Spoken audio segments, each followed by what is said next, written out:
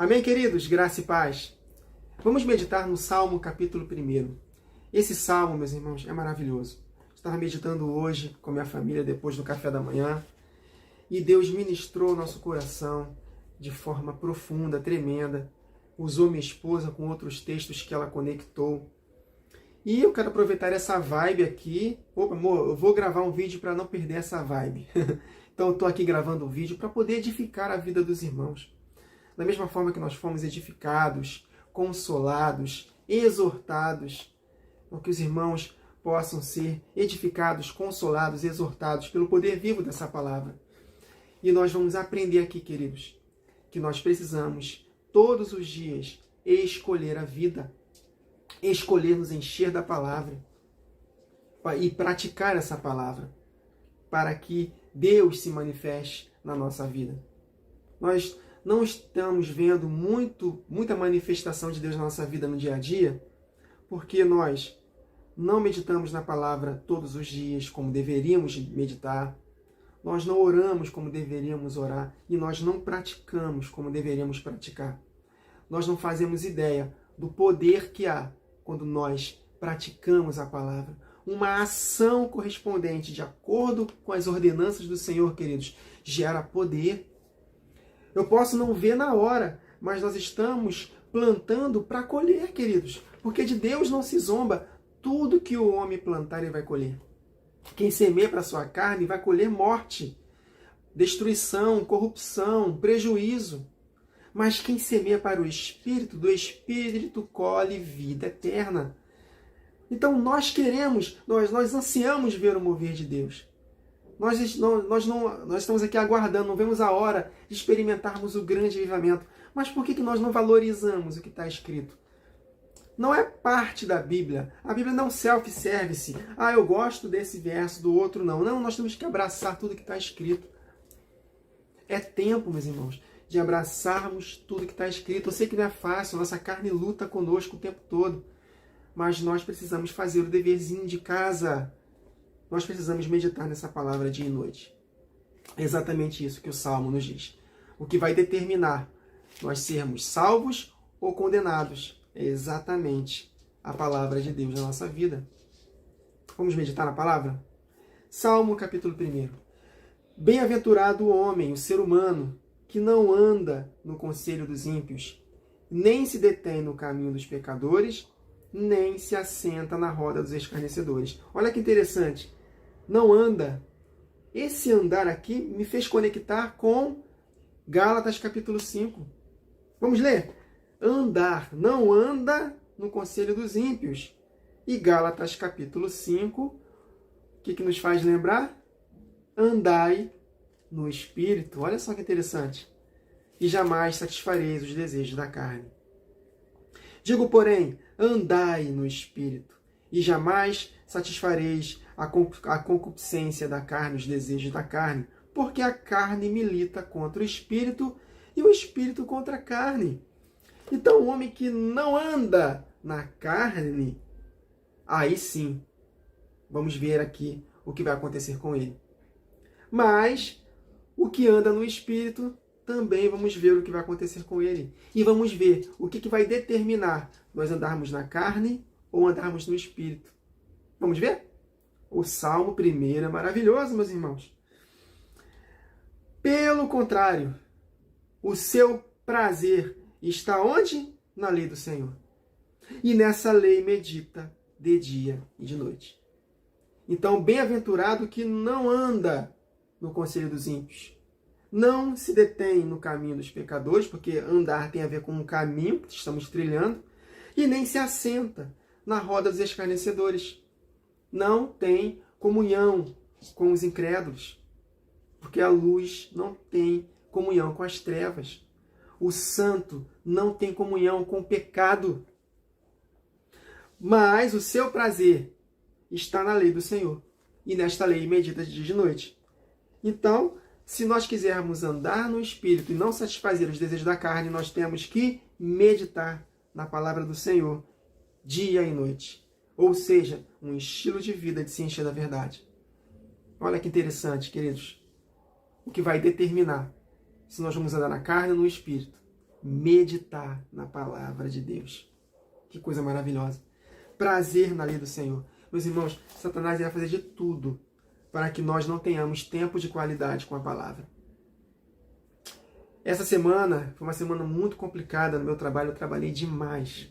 Acordei 15 para as 5 da manhã, cheguei em casa quase 9 horas todos os dias, de segunda a sexta. Não tem sido fácil. Então, essa semana eu não meditei como deveria meditar. Na viagem para o trabalho eu até meditei um pouco, mas não foi aquele tempo de qualidade. Então, meus irmãos, Satanás ele vai usar coisas que a gente acha que é comum para poder nos distrair. Não estou dizendo que foi uma escolha minha, não. A necessidade do trabalho me fez, né, ter essa semana muito cheia. Mas nós precisamos pedir ao Espírito estratégia. Pedir ao Pai, ao Filho, né? Quando eu falo Espírito Santo, estou me referindo ao Pai e ao Filho, né? Porque nós oramos ao Pai em nome de Jesus. Então, a unidade deles é o Espírito Santo, o que flui deles. Então, nós devemos pedir ao Espírito Santo estratégia, sabedoria, meus irmãos. Foi o que não aconteceu comigo essa semana. Ele poderia ter me dado uma estratégia, mas foi uma semana de pouco envolvimento com a palavra. Então, quando nós meditamos nesse salmo hoje de manhã, o Espírito me lembrou da semana aí. Fica fraco. E não tem jeito, meus irmãos. Nós precisamos, sim, ser valentes pela verdade. Nós temos inúmeras desculpas, e temos mesmo muitas desculpas. Trabalho muito, enfim. Mas se nós pedirmos de todo o coração, o Espírito vai nos dar sabedoria, estratégia. Eu poderia, durante o dia, uma vez ou outra, uns 2, 3 minutos, ir para o banheiro, ir lá orar, mas não fiz. Meditar num verso, enfim, alguma coisa, meus irmãos. Nós temos que nos envolver com a palavra, porque senão nós ficamos fracos. E aí nós ficamos cansados, com sono. Quantos lembram dos discípulos, quando Jesus foi orar no jardim de Getsemane, antes da crucificação, na noite em que ele foi traído? Os discípulos estavam o quê? Pedro e João estavam o quê? Dormindo, cansados, um sono de tristeza. Por quê? Porque a palavra de Deus não está em alta. E interessante que eles andavam com Jesus o tempo todo, mas naquele momento eles se desligaram. Que nós não possamos nos desligar, queridos, porque nos tempos que estamos vivendo, se nós nos desligarmos um pouquinho, é o suficiente para Satanás acabar conosco. Então nós temos que tomar muito cuidado. Nós precisamos nos envolver com a palavra todos os dias. Todos os dias. E não digo só ouvir mensagens de outros, não. É maravilhoso isso. Deus fala conosco através de outros irmãos. Mas nós temos que ter a nossa intimidade, o nosso relacionamento íntimo, a sós com o Senhor, com as nossas Bíblias e meditando na palavra, para que Deus possa ministrar o nosso coração. Essa palavra aqui, queridos, ela precisa ser vida na nossa vida. Ela precisa se manifestar. O Espírito Santo, ela tem que transformar essa palavra em algo vivo, real, poderoso na nossa vida. Porque senão só vai passar o quê? De memória. Quantos e quantos conhecem a Bíblia de cor e salteado, mas não tem uma vida na prática de manifestação da palavra? Por quê? Porque só está aqui. Claro, é indispensável. Nós temos a palavra na mente, óbvio. Né? Meditar é usar a mente, obviamente. Mas nós precisamos permitir que o Espírito Santo transforme essa palavra em vida, para que nós possamos ter o poder de praticar. E quando nós praticamos, aí o Espírito vem e se manifesta. Foi o que Jesus falou em João 14, verso 21. Quem tem os meus mandamentos e os guarda, esse é o que me ama. Guardar é obedecer. E aqueles que me amam será amado de meu Pai. E eu e o Pai viremos até Ele e nos manifestaremos. Obedecer a palavra de Deus. Então não é simplesmente só estudar por estudar, mas é permitir que essa palavra se transforme em espírito e vida. Foi o que Jesus falou. As palavras que eu vos tenho dito não são apenas conhecimento. São conhecimento, mas com espírito e vida. Amém, queridos? E olha que os discípulos não estavam prontos naquela hora de ouvir determinadas verdades. Lembra que Jesus falou? Tenho muito a vos dizer, mas agora vocês não estão prontos. Então, naquele momento, já recebiam espírito e vida. Imagina agora, queridos, que nós temos a habitação dele em nós. Os discípulos tiveram o privilégio de andar com Jesus. Mas nós temos o privilégio também, queridos, de tê-lo dentro de nós. Jesus está aqui, queridos, dentro de nós. Ele é onipresente, ele está em toda parte. Mas ele só se manifesta onde ele é honrado. Então, bem-aventurados aqueles que se afastam do mal. Olha que provérbios maravilhoso. Foi um dos textos que a minha esposa falou, que teve perfeita conexão em se afastar do mal, né? Provérbios 13 e 20. Quem anda com os sábios será sábio, mas o companheiro dos insensatos se tornará mau. Olha aí. Lembra do apóstolo Paulo? 1 Coríntios 15, verso 33. As más conversações corrompem os bons costumes. Em 2 Coríntios 6, que ele fala, né, a partir do verso 14, não se juntem com os incrédulos, não se associem com eles, porque que comunhão há entre a luz e as trevas? Não tem comunhão. Ah, mas Jesus se assentava com os pecadores, é diferente. Jesus, ele influenciava os pecadores. Aqui no contexto de nós sermos influenciados pelos pecadores. Então não devemos nos assentar na roda dos escarnecedores. Então só vamos vencer essa inclinação se o nosso prazer estiver na palavra do Senhor, na lei do Senhor, e nessa lei meditar dia e noite, todos os dias. Então, para não andar na carne, mas andar no Espírito, temos que nos encher da palavra. Muito mais do que só ler, mas permitir com que essa palavra faça parte de nós e que ela se manifeste pelo poder do Espírito Santo. Orando. Amém, queridos? Não basta só ler, tem que orar. Continuando.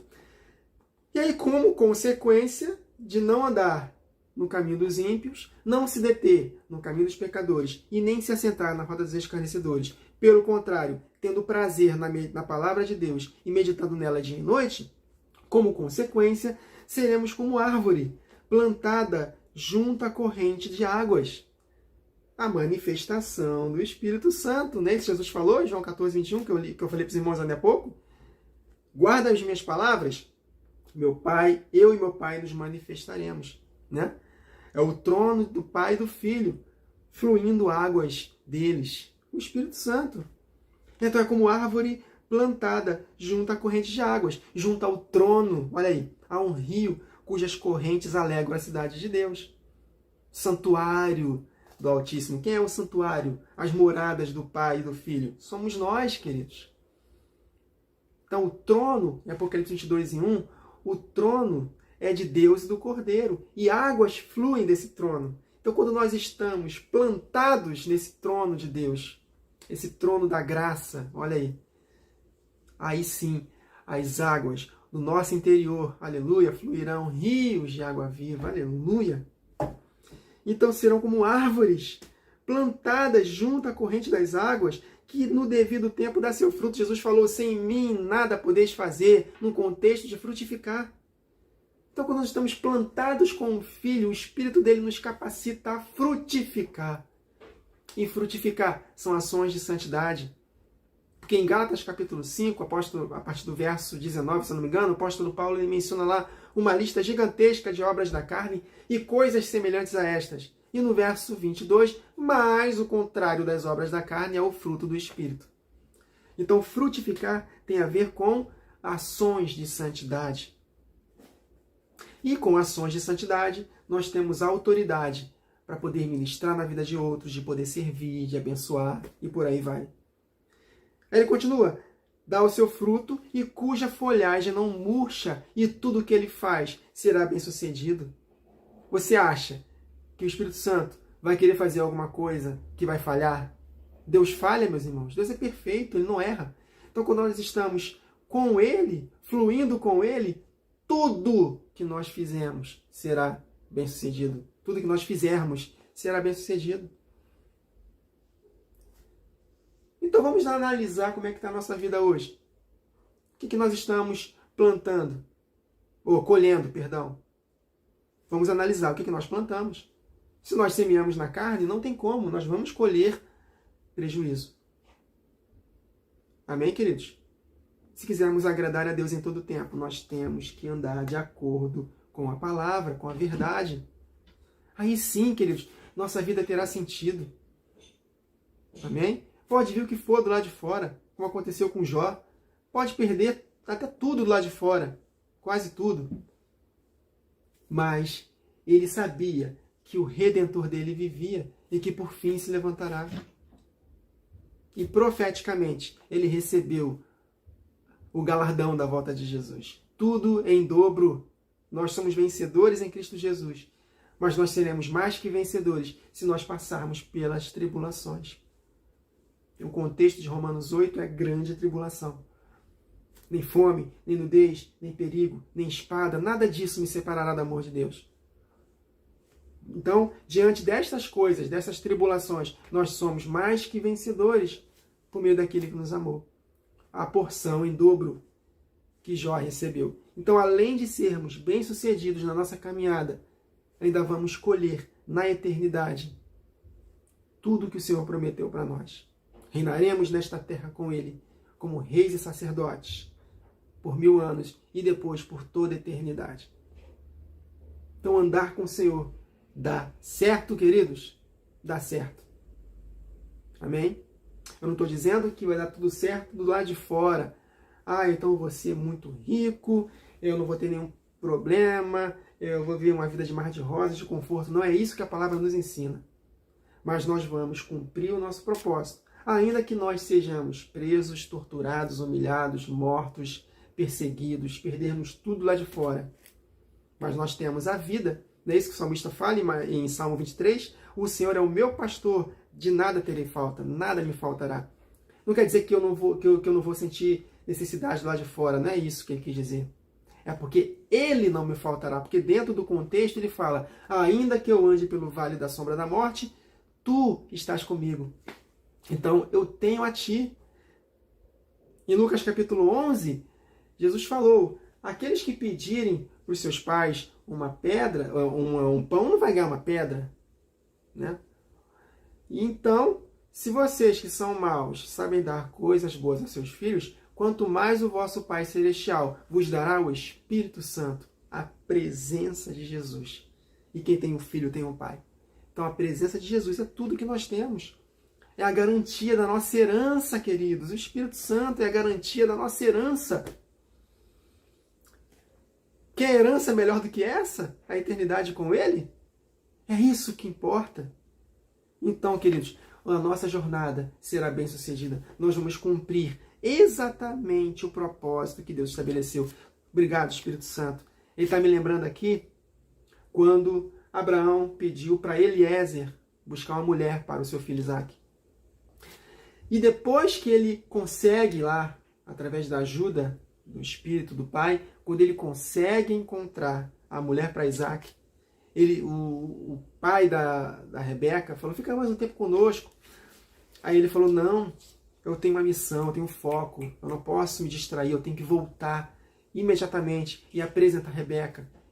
E ali está dizendo o seguinte, ele foi próspero na sua caminhada, ou seja, uma jornada bem-sucedida, a verdadeira prosperidade bíblica é o cumprimento da missão. Eliezer, ele recebeu uma missão e cumpriu aquela missão.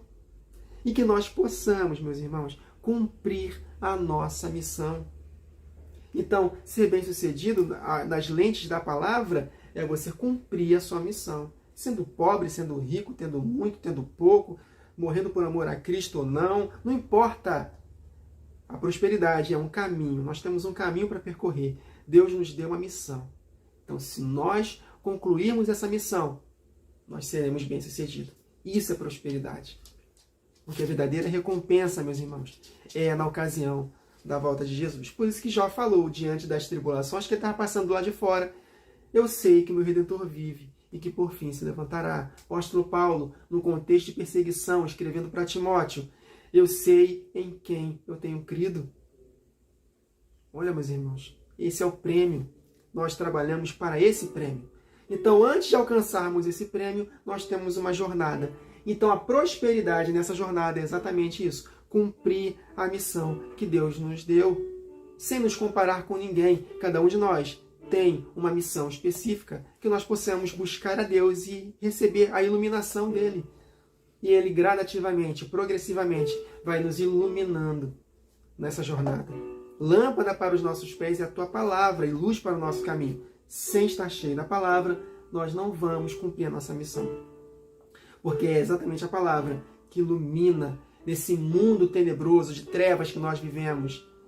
Só a palavra de Deus vai fazer com que nós não tropecemos. Aleluia! E se tropeçarmos, o justo cai 7 vezes, mas em todas o Senhor levanta. Obviamente, se houver arrependimento. Amém, queridos? Então vamos lá. Então, o homem bem-aventurado é o que não anda segundo o conselho dos ímpios, não se detém no caminho dos pecadores, nem se assenta na roda dos escarnecedores, não se influencia pelos ímpios, não se envolve com o que eles fazem, não tem um jugo igual com eles, né? Não devemos ter um jugo desigual com eles, perdão. Então, quando nós não nos detemos nesse conselho, quando nós tememos a Deus nos afastando do mal, pelo contrário, nós não fazemos isso porque nós temos prazer na lei do Senhor. Então é a palavra de Deus que nos capacita a andarmos no Espírito e não na carne. E aí sim, como consequência, seremos como árvore plantada junto à corrente de águas, que no devido tempo dá o seu fruto e cuja folhagem não murcha e tudo que ele faz prospera. Os ímpios não são assim.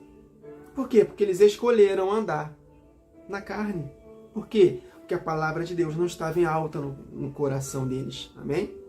Por isso que o mundo está de mal a pior. Porque eles não têm a palavra, não têm a mente de Cristo. Mas, como ouvirão se não há quem pregue, né? Eis-nos aqui, cada um com a sua estratégia. O importante é falarmos essa verdade e permitir que o Espírito de Jesus convença. Estou lembrando de um texto aqui de Atos 16, que o Espírito do Senhor abriu o entendimento de uma mulher chamada Lídia, para ela entender a mensagem do apóstolo Paulo.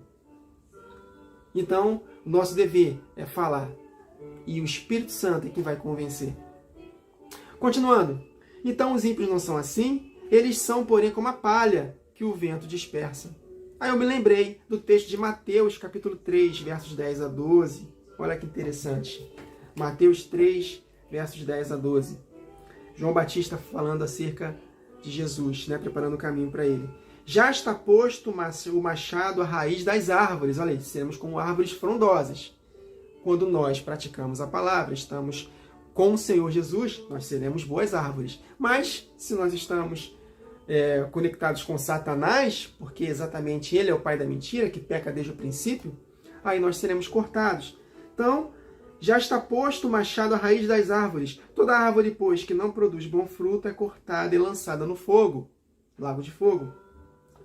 Aí ele fala aqui no verso 12, a sua pá ele tem na mão e limpará completamente a sua eira. Limpará completamente aquela fazenda, se é que a gente pode dizer assim, no dia da colheita. Recolherá o seu trigo no seu celeiro, mas queimará a palha com fogo inextinguível, fogo eterno. Então, olha só o que vai determinar se seremos salvos ou condenados, queridos. A palavra de Deus, meditada todos os dias na nossa vida, com o desejo, obviamente, de praticar, estando cheios da verdade. Então, os ímpios não são assim. Por quê? Porque os ímpios não têm prazer na lei do Senhor. É isso que ele fala aqui no contexto. Pelo contrário, o seu prazer está na lei do Senhor. O prazer daqueles que não andam segundo o conselho dos ímpios. Não andam na carne, não se detêm no caminho dos pecadores, nem se assentam na roda dos escarnecedores. Mas os ímpios não são assim. Ou seja, eles não têm prazer na palavra. E se não tem prazer na palavra, não tem vida. E se não tem vida, a vida dessa pessoa vai ser uma desgraça, queridos. De mal a pior. Ainda que do lado de fora ele seja bem sucedido. Mas o destino dele é a perdição eterna. Aí ele continua. São como a palha que o vento dispersa. Por isso, os perversos não prevalecerão no juízo. No dia do juízo final, no dia do juízo, no tribunal de Cristo. Para os que estiverem vivos, na ocasião da volta de Jesus, os marcados pela besta, não prevalecerão no juízo. E nem os que ressuscitarem depois do milênio no tribunal do trono branco não prevalecerão no juízo, porque eles serão julgados de acordo com as suas obras. E suas obras, se forem obras más, sem arrependimento, condenação, queridos. Então os perversos não prevalecerão no juízo, nem os pecadores na congregação dos justos. Olha só, queridos, ele está dando uma diferenciação entre pecador e justo. Eu não sou pecador, você é pecador? Eu vejo muitos ensinando, nós somos pecadores. Calma aí, que pecador? Pecador é aquele que vive na prática do pecado. E o pecador será condenado. Nós pecamos, mas nós não somos pecadores. Nós pecamos por acidente, ocasionalmente. Mas nós não vivemos mais na prática do pecado. Nós somos justos. Justo é aquele que pratica a justiça. Amém? Então, os pecadores, olha aí, não prevalecerão na congregação dos justos. Então está uma diferença clara entre justo e pecador. E não vem com esse papo calvinista, não. Ah, nós somos justos só pela obra de Jesus na cruz em si, sem minha resposta. Não é por obras que nós somos salvos. Se Deus nos escolheu para sermos salvos, então Ele vai nos capacitar só por Ele mesmo. Nós vamos naturalmente praticar a palavra. Mentira! Mentira, nós temos que fazer a nossa parte. Deus escolheu a todos, Deus amou a todos, Ele deu sua vida por todos. Deus deseja que todos sejam salvos. Ele não cria um ser humano para condenação. Que história é essa? Que papo diabólico é esse, queridos? Nós somos salvos pelas obras, obras de justiça, obras da fé. Mas Wagner, Efésios 2:9, está escrito que nós não somos salvos pelas obras. Mas as obras que o apóstolo Paulo menciona em Efésios são obras da lei, dos ritos cerimoniais, no ambiente de transição em que os apóstolos viviam, da antiga para a nova aliança, naquelas práticas ritualísticas do templo. Aquelas práticas foi apenas um tutor, um condutor até Cristo. Cristo é a realidade. Aquilo era sombra, Cristo é a realidade. Não precisamos mais nos circuncidar para poder cumprir toda a lei, para poder oferecer sacrifício de animais, participar das festas, literalmente falando, entrega dos dízimos. Tudo isso era sombra da realidade que é Cristo. Então não são essas práticas mais que nos salvam. É nesse contexto que o apóstolo Paulo fala que nós não somos salvos pelas obras. Por isso que Tiago parece que contradiz Paulo, mas ele não contradiz Paulo. Ele está falando de outro tipo de obras. Obediência aos 10 mandamentos. Amém, queridos? Então, os perversos, os que desobedecem o evangelho, não prevalecerão no dia do juízo, e nem os pecadores na congregação dos justos, pois o Senhor conhece o caminho dos justos. Olha aí, andar no Espírito.